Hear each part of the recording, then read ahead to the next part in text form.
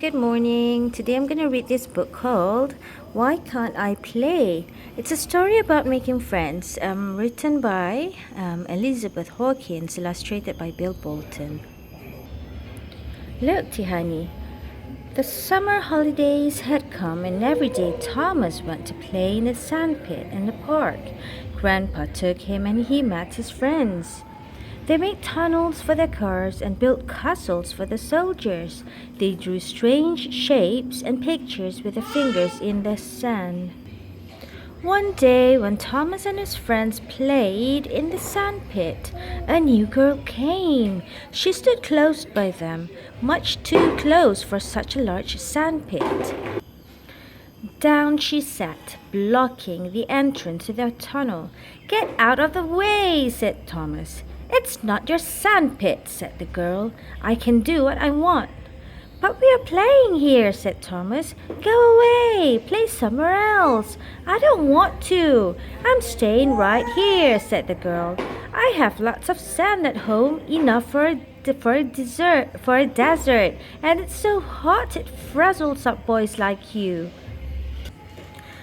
The next day, the new girl jumped into the sandpit again. Thomas and his friends stayed away from her, but the girl followed them. Thomas drew a picture with a spade in the sand. "What's that?" said the girl. "A spotted sand monster," said Thomas. "It's a silly squiggle," said the girl. She drew zigzag patterns all over the monster. "You spoiled my spotted sand monster," yelled Thomas. "Why don't you stay at home and draw in your desert? We don't want you here." "I can't," said the girl. "We took the sand away, dug a hole, and filled it with water." "Why?" asked Thomas. "To make a lake. We put crocodiles in it that eat boys like you." On the third day, Thomas and his friends were building a huge sand castle when the new girl arrived.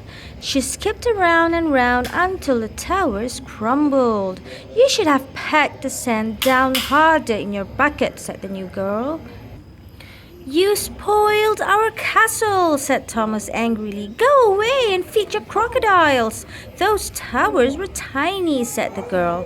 "You should see the towers at our house. We have a tower that goes up to the sky.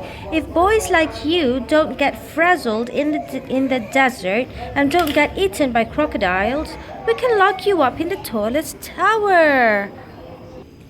On the fourth day, Thomas and his friends pretended not to see the new girl. She sat by herself on the sandpit wall.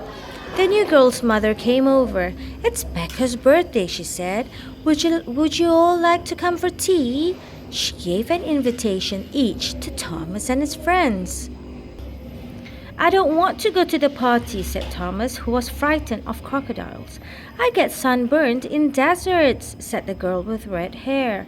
"I don't want to get locked up," said the smallest boy. "A birthday tea, how nice. Thank you," said the children's parents. So the children went. There was no desert, so they played in the heap of sand the builders had left. They searched the pond for crocodiles, but there were only tadpoles and they didn't bite. They played with the castle the new girl's father had made for her birthday. There was the feast of crisps and hamburgers and drinks.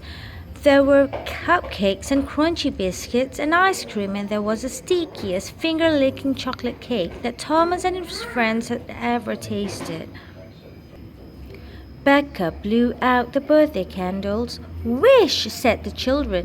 The children shouted, I wish I could play with you in the park." The next day, Thomas met Becca at the sandpit. "Please, can I play with you?" asked Becca. "Of course," said Thomas. "You only had to ask." The end.